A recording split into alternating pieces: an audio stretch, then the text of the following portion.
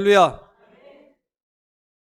우리는 주일 예배를 드리면서 신앙인으로 구별되어 살겠다라는 결심을 하게 됩니다. 내가 이대로 살면 안 되겠다. 내가 이런 모습으로 서면 안 되겠다라고 생각하면서 신앙인으로 살아가야지라는 결단을 하게 됩니다. 그렇지만 하루, 아니 몇 시간만 지나면 세상 사람들과 구별됨이 없이 똑같은 모습으로 서고 있는 자신의 모습을 발견하게 됩니다.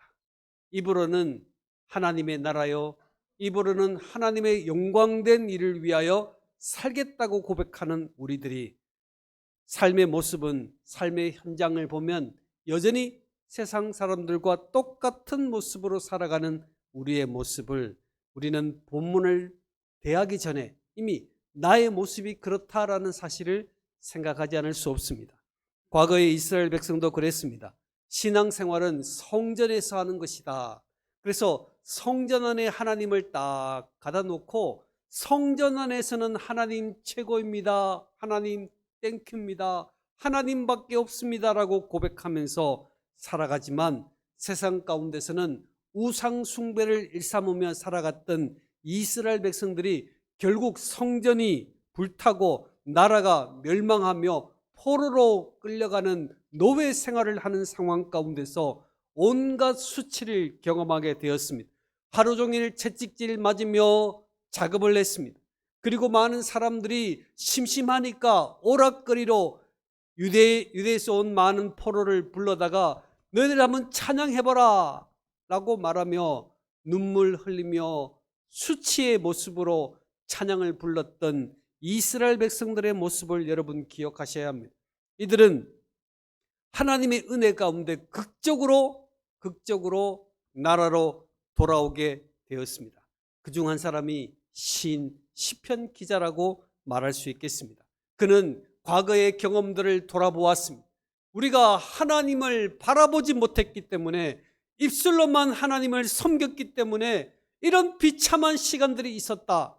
이제는 하나님 앞에서 마음껏 예배할 수 있는 상황이 되었으니 예루살렘 성전으로 올라가면서 나는 노래할 것이다 라고 고백하는 말씀이 오늘 본문의 말씀입니다. 여러분, 예루살렘 성전으로 올라가면서 기도하는 것은 하나님의 백성들의 특권 아닌가요? 노래하는 것은 하나님의 백성 특권 아닌가요? 예배하는 것은 하나님의 백성들만 가지는 특권 중에 특권인 그것을 이스라엘 백성들이 이제야 드디어 누리면서 예루살렘 성전에 올라가며 하나님 앞에 기도하고 있는 것입니다. 본문 1절의 말씀을 읽어볼까요? 시작. 하늘에 계시는 주여, 내가 눈을 들어 주께 향하나이다. 아멘. 그들이 제일 먼저 고백하는 것은 하늘에 계시는 주여. 주님이 땅에 계셔야 옷자락도 만지고 깨워도 보는데 하나님은 하늘에 계신 주님이시다 라고 말했어요. 하나님이 하늘에 있다라는 것은 나의 관심이 땅에, 세상에 향해 있지 않고 내가 하늘에 계신 하나님을 눈을 들어 주를 바라보겠습니다 라고 말하고 있습니다. 오늘 시편 기자는 하늘에 계신 하나님이시기 때문에 내가 땅을 보고 서로 마주보며 이야기하는 것이 아니라 하나님을 바라보면서 전적으로 고개를 들어 하나님의 처분과 하나님의 축복을 기대합니다 라고 고백하고 있습니다. 향한다는 말은 바라본다는 뜻이잖아요. 바라본다는 의미는 무엇입니까? 닮아간다는 뜻이잖아요. 하나님을 닮아가겠습니다. 하나님을 사랑하겠습니다. 오늘 시편 기자가 절실하게 고백하는 것은 하나님은 하늘에 계시기 때문에 내 모든 시야를, 땅에 두었던 시야를, 세상에 두었던 이 눈을 하늘을 향하여 전적으로 하나님을 바라보면서 제가 하나님을 닮아가겠습니다 라는 고백을 하고 있습니다. 사랑하는 성도 여러분, 우리가 하나님을 닮아간다는 것이 얼마나 중요한지 몰라요. 우리의 신앙생활의 가장 중심이 되는 핵심이 무엇입니까? 우리가 주님을 닮아가는 것입니다. 그러니 하늘에 계신 주여, 내가 눈을 들어 이 눈은 마음이라고 표현할 수 있겠습니다. 내가 온 마음을 다하여 하나님을 바라보고 하나님을 닮아가겠습니다. 이런 신실한 고백이 예루살렘 성전을 올라가면서 그들이 고백하고 있는 고백임을 오늘 저와 여러분이 기억하셔야 합니다. 오늘 주일 성일을 만나기 위해서 잠이 깨고 온라인으로 함께 동참하고 또 현장에서 예배드리는 사랑하는 저와 여러분, 우리는 하늘에 계신 하나님을 바라보면서 하나님, 오늘 제가 주님을 닮아가겠습니다. 주님을 기쁘시게 하겠습니다 라고 고백하는 그러한 고백이 오늘 저와 여러분에게 있었는지를 돌아보셔야 합니다. 우리는 하나님을 생각할 때 그저 세상에 계신 하나님이 내가 필요할 때마다 찾아오셔서 일해 주시는 심부름꾼으로 생각하며 살아갈 때가 많았습니다. 어떤 문제가 있을 때 하나님이 이 문제를 좀 해결해 달라는 전문가 하나님으로 생각할 때가 많았습니다. 내가 편할 때 내 기분을 달래주는 친구 같은 하나님을 우리가 생각하며 살아갈 때도 많았습니다. 어떤 때는 필요한 서류를 목사님에게 접수해가지고 그 접수된 서류를 결제하시는 분으로 생각할 때도 상당히 많았다는 거예요. 그러나 오늘 시편 기자는 하늘에 계신 하나님을 고백하고 있습니다. 하늘에 계신 하나님을 이제 제가 바라보고 닮아가고 생각하며 살아가겠습니다 라고 고백하면서 내 삶의 주권을 가지고 계신 하나님을 바라본다는 것입니다. 여러분, 신앙생활은 내 삶의 주권자이신 하나님을 바라보면서 시작되는 거예요. 내 필요를 채우시는 분이 아니에요. 나의 도움을 해결해 주시는 분이 아니라 내 삶의 주권자로부터 내 모든 것이 나온다라고 생각하는 그때부터 신앙생활이 시작된다는 것을 우리는 기억해야 합니다. 하나님을 바라봐야 기다릴 수 있잖아요. 네, 하나님을 바라보지 못하면 못 기다립니다. 하나님을 바라볼 때 우리는 하나님의 처분을 기다릴 수 있고 하나님의 도움을 조용히 기다릴 수가 있게 되는 것입니다. 그들은 포로로 끌려갔던 노예 생활들을 늘 떠올리면서 생각해 봅니다. 그때는 주인에게 짐승 같은 취급을 받으면서 그들이 살았습니다. 그 주인들은요, 말이 아닌 손짓으로 모든 것을 하는 거예요. 왜요? 노예들은 사람이 아니라 짐승이라 생각하는 거예요. 그러니 짐승에게 말을 할 필요가 없잖아요. 손짓을 하는 거예요. 그러나 이 손짓을 알아듣지 못하면 심하게 구타를 당했던 과거의 경험들이 그들에게 있었습니다. 그러니 늘 손짓에 긴장을 할 수밖에 없죠. 그리고 주인이 무엇을 이야기하는가? 자, 오늘 2절의 말씀을 읽어볼까요? 2절입니다. 시작. 상전의 손을 바라보는 종들의 눈같이 여주인의 손을 바라보는 여종의 눈같이 우리의 눈이 여호와 우리 하나님을 바라보며 우리에게 은혜를 베풀어 주시기를 기다리나이다. 아멘. 아멘. 노예로 있으면서 상전의 손을 늘 바라봐야 되는 거예요. 왜? 손이 움직일 때 즉시 가서 그들의 필요를 채우지 못하면 아주 심한 학대를 받을 수밖에 없잖아요. 여주인의 손을 바라보는 이 여자 노예들의 모습, 자신의 모습을 생각해 보면서 손에 아주 민감했던 그들의 모습을 보면서 아하, 내가 하나님의 손에 이렇게 민감해야 신앙생활을 올바로 할 수 있겠구나라는 생각들을 하면서 하나님에 대한 참된 신앙의 태도를 바꿀 수 있었다라는 것을 우리는 보게 됩니다. 그래서 그들은 하나님을 섬기는 법을 배웠습니다. 바로 그것은 주인의 손을 살피는 종의 눈처럼 시인의 눈은 억압받고 있는 이 상황을 하나님 바꾸어 달라고 말하지 않고 오히려 순종의 눈, 사랑의 눈으로 하나님의 뜻에 반응하는 것이 신앙생활이라는 사실을 깨닫게 된 것입니다. 사랑하는 성도 여러분, 오늘 이 노예로 있는 이스라엘 백성들은요, 이 억압된 상황을 바꾸어 달라고 힘을 달라고 기도하지 않았어요. 왜요? 그저 자신에게 주어진 상황 속에서 주인의 생각이 무엇인지를 바라보는 데만 집중했습니다. 오늘 신앙생활하면서 우리들에게 가장 중요한 태도와 모습이 바로 이 부분입니다. 하나님, 도저히 못하겠어요. 난 도저히 이렇게 못하겠어요. 하나님, 이것을 바꿀 수 있도록, 완전 뒤집을 수 있도록 내게 힘을 달라고 기도하지 않고, 하나님, 순종의 눈을 주세요. 사랑의 눈을 주셔요. 그래서 하나님의 뜻이 어디에 있는지를 바라볼 수 있도록 도와주십시오. 내 마음과 하나님의 마음을 동일하게 만들 수 있도록 하나님 도와달라고 기도하고 있습니다. 오늘 저는 하나님을 섬기는 방법이 가장 첫 번째 방법이 무엇이냐? 하나님을 바라보는 것 아니겠습니까? 하나님을 바라보는 것이 하나님을 섬기는 방법의 가장 중요한 방법이에요. 바라보지 못하면 못 섬깁니다. 바라볼 때 하나님을 섬길 수 있을 뿐 아니라 내 눈을 순종의 눈으로, 사랑의 눈으로 바꾸어서 하나님의 뜻에 집중시키는 일들이 하나님을 섬기는 가장 중요한 방법이다라는 것을 바라볼 수 있겠습니다. 주의 종이 여기 있으니 내 말을 들으시고 그대로 하십시오. 이게 우리의 말 아닌가요? 주의 종이 여기 있습니다. 하나님, 제 말을 바로 들으세요. 똑바로 좀 해주세요. 그러한 눈이 아니라 주의 종이 여기에 있습니다. 말씀하옵소서. 주의 종이 듣겠나이다. 이 고백이 우리들에게 필요하다는 거예요.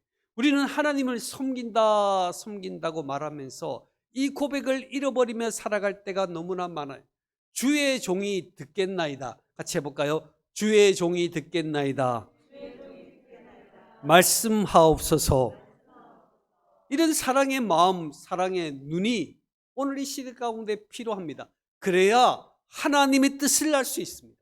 우리는 늘 기도를 정해놓고 합니다. 내 생각을 정해놓고 합니다. 하나님, 이렇게 해 주셔야만 됩니다. 이건 잘못된 기도죠. 오늘 이스라엘 백성들은 포로로 끌려갔다가 드디어 신앙이 성장하게 된 거예요. 아, 노예로 있을 때 내가 어떤 상황 가운데 내가 노예지만 주인의 마음을 바꾸려고 노력한 적이 없거든요.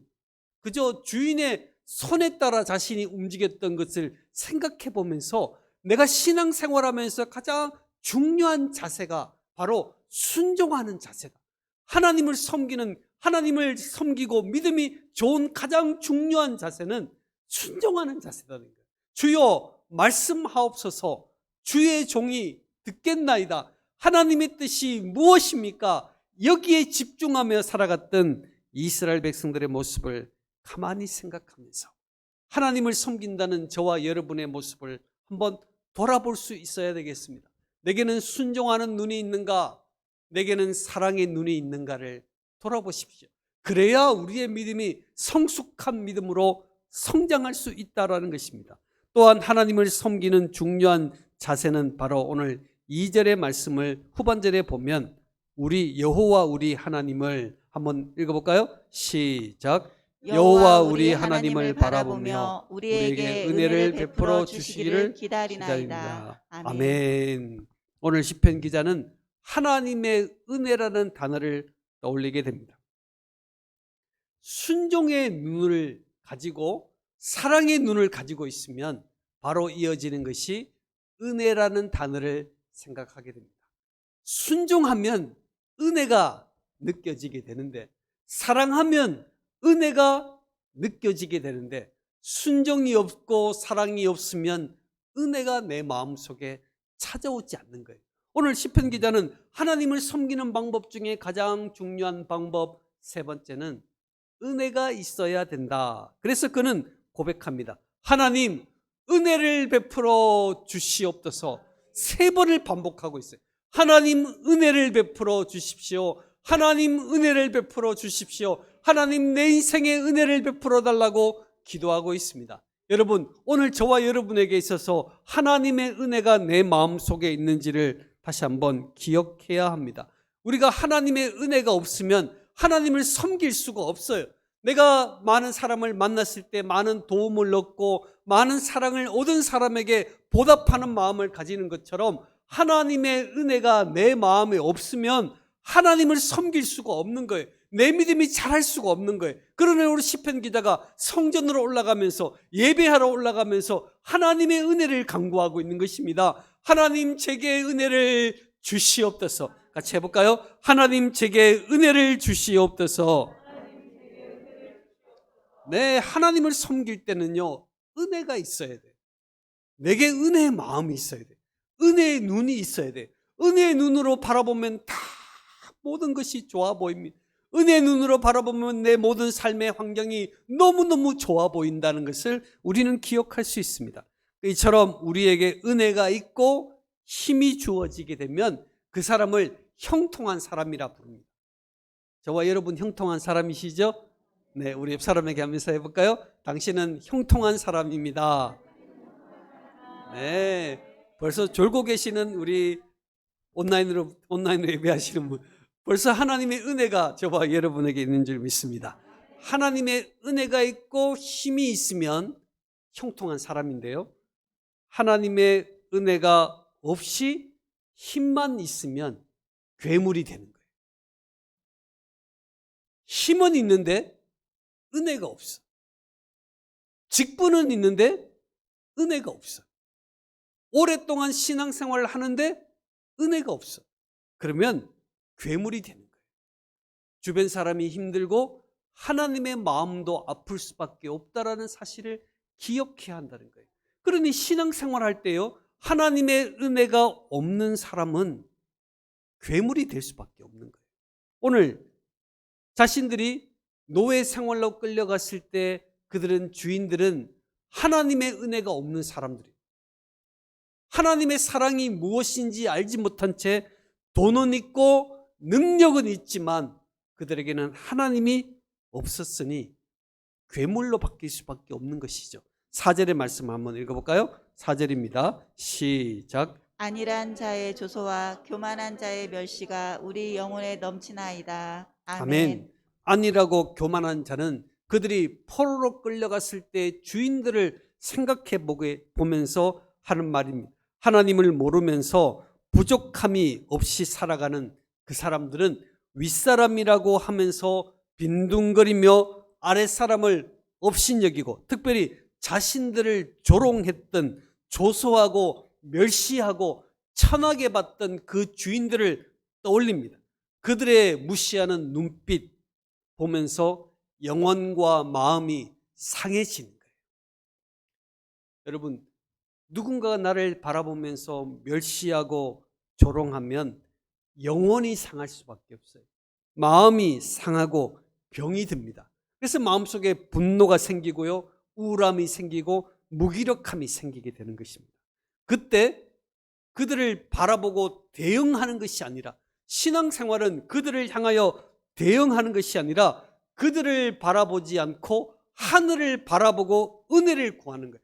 그들이 이 문제에 대해서 이길 수 있었던 것은 주인의 그 난폭함과 멸시와 저주를 보면서 그들을 향해서 바라보고 분노한 것이 아니라 오히려 하늘을 바라보면서 하나님의 은혜를 구했던 과거의 시간들을 떠올리고 있는 것입니다. 사랑하는 성도 여러분, 내게 주어지는 환경을 보면 나도 힘을 길러야 되겠다고 생각하는 거예요. 내가 힘이 있어야 무엇이든지 할 수 있다고 생각하는데, 나를 향한 조소와 나를 향한 멸시를 바라보면서 그들은 하나님을 바라본 거예요. 하늘을 바라보면서 하나님 제게 은혜를 주십시오. 은혜를 주십시오. 저와 여러분의 늘 고백하는 고백이 되시기를 바랍니다. 하나님 은혜를 주세요. 지금 어디로 가고 있어요? 성전으로 올라가면서 은혜를 받으러 가는 중간에 있으며 그들이 고백하는 노래가 하나님 은혜를 주십시오. 하나님 은혜를 달라고 기도하고 있습니다. 여러분, 이런 감정들을 해결하지 못하면 자신보다 늦게 들어온 노예들을 사정없이 때려잡는 거예요. 보세요. 여러분, 내가 멸시를 당했어요. 내가 너무너무 힘든 시간을 보냈어요. 그런데 그 힘든 시간에 주인을 보면서 분노의 감정을 품습니다. 그러면요, 그 주인에게 그 멸시하는 방법을 배우게 되는 거예요. 그게 바로 적대자와 동일시라는 이 심리학적인 이야기입니다.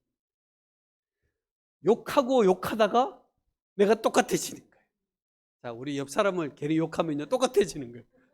그걸 보세요. 고난을 당하고 힘들고 억눌림을 막 당했어요. 그런데 그들이 하나님의 은혜를 구했기 때문에 살아날 수 있었어요.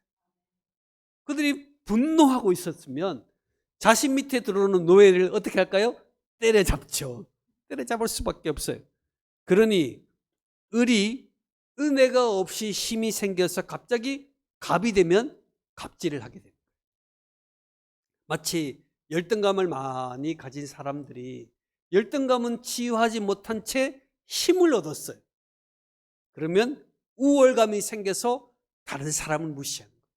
내가 너무 지질이 가난하게 힘들게 살아가다가 그것이 내게 열등감이 됐어요. 그런데 어느 날 갑자기 벼락부자가 됐습니다. 그럼 어떻게 돼요? 가난한 사람을 무시하기 시작합니다.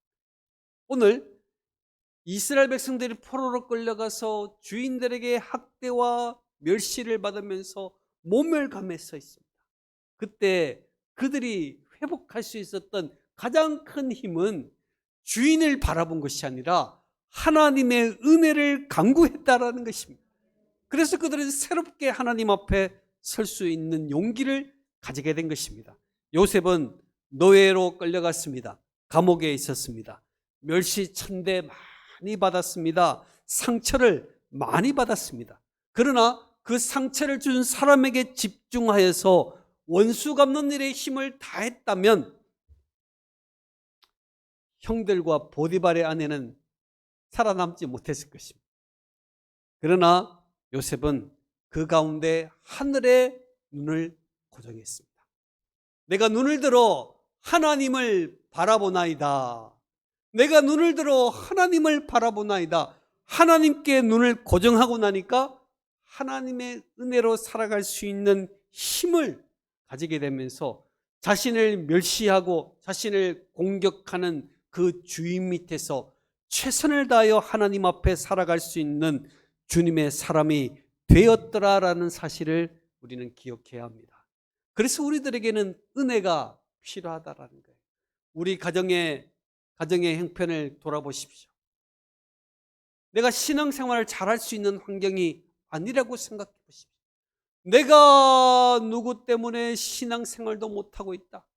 내가 누가 잘못해서 이렇게 가난하게 살게 되었다라고 생각하는 그런 환경들을 생각해 보라는 거예요.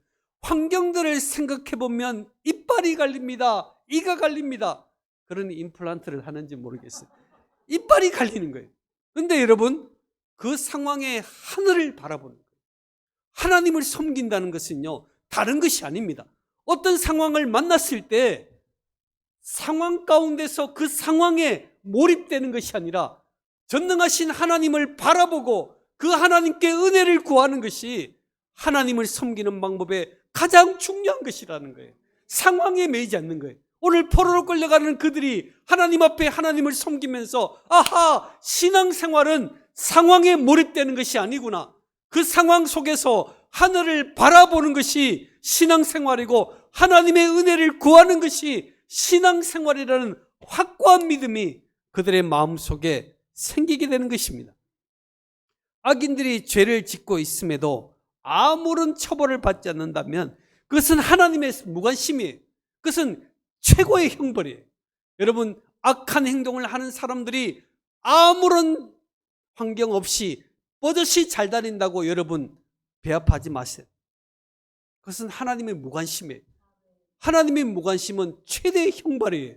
그래서 오늘 믿음의 신앙인들은 환경의 눈을 돌려서 아파하는 것보다 전능하신 하나님 앞에 은혜를 구하는 것입니다. 하나님, 제게 은혜가 있어야 합니다 라는 것이죠. 만일 우리가 세상 사람처럼 힘만 가지고 있다면 주변 사람을 힘들게 하고 무엇보다도 하나님의 마음을 아프게 할 것입니다. 하나님을 섬기는 바라보는 저와 여러분이서 가장 중요한 것은 하나님이 허락하신 일상의 모든 생활을 은혜로 구별할 수 있는 축복을 가질 수 있기를 바랍니다. 불만의 요소가 저와 여러분에게 있습니까? 은혜로 바꾸세요. 술에 중독되어 있고 소비에 중독되어 있고 강압한 일 속에 중독되어 있는 우리들을 은혜로 구별시킬 수 있는 저와 여러분 되시기를 바랍니다. 하나님을 섬기는 건요, 나를 구별함도 중요해요. 내가 하나님을 섬긴다라는 것을 어떻게 표현할 수 있냐 이거예요. 내가 하나님을 바라보고 섬깁니다. 어떻게 할 수 있냐 이거예요. 나를 스스로 구별시킴에 있다라는 거예요. 나를 구별시킴으로 중독에서 구별시키고 불만적인 감동에서 구별된 모습으로 하나님을 섬기는 것을 보여줘야 한다는 것입니다. 그리고 구체적으로 다른 사람을 구체적으로 섬기는 일들을 통해서 우리는 하나님을 사랑함을 고백할 수 있어야 됨을 우리는 기억해야 합니다. 물질이 없는 자들에게 물질을 도우고 관용이 필요한 자들에게 관용을 베풀고 긍휼이 필요한 자들에게는 긍휼을 베풀고 질병으로 아픈 자들은 질병을 돌아보는 일들이 저와 여러분에게 있을 때 그제서야 바로 그 모습이 하나님을 섬기고 바라보는 모습이 된다라는 사실을 우리는 기억해야 합니다. 저는 하나님을 바라보고 섬기는 인생이 되라는 주제로 말씀을 드리고 있습니다. 하나님을 바라보고 섬기는 것 중에 가장 중요한 것은 바라보는 거예요. 바라봐야 뭐가 되는 거예요. 바라보면 일이 시작됩니다. 오늘 땅을 바라보고 세상의 환경을 바라보았던 그런 이스라엘 백성들 포로 생활 속에서 이제 드디어 고개를 들어 하나님을 바라봅니다. 하나님, 제가 주님을 닮고 싶습니다. 제가 주님을 닮고 싶습니다. 제 눈이 순종의 눈으로 사랑의 눈으로 바뀌어져서 주님의 뜻이 무엇인지를 민첩하게 반응할 수 있도록 도와주세요. 하나님, 제게 은혜를 주셔서 세상 환경에 매몰되지 않도록 제 영성을 깨워주십시오. 그러므로 인해서 내 삶이 구별되고 그 사랑을 이웃에게 나눌 수 있는 놀라운 축복을 경험할 수 있게 해달라고 기도하는 오늘 시편 기자의 고백이 저와 여러분의 고백이 되기를 축복합니다. 여러분, 은혜가 있고 힘이 있으면 어떤 사람? 형통한 사람. 은혜가 있고 힘이 있으면 형통한 사람. 그러나 힘이 있고 은혜가 겨우겨우 따라오는 사람은 보통 사람. 은혜가 없고 힘만 있는 사람은 괴물. 저와 여러분은 어디에 포함되어 있습니까? 신앙생활 오래 하셨죠? 우리에게 직분도 있습니다. 그러나 우리는 은혜로운 형통한 사람입니까? 보통 사람입니까? 괴물에 가까운 사람입니까? 하나님은 우리들에게 하나님을 바라보고 하나님을 섬기는 인생에 은혜가 빠지면 안 된다. 은혜가 빠지면 안 된다. 오늘 이 아침에 하나님의 은혜를 구하는 저와 여러분 되시기를 축원합니다. 기도하겠습니다.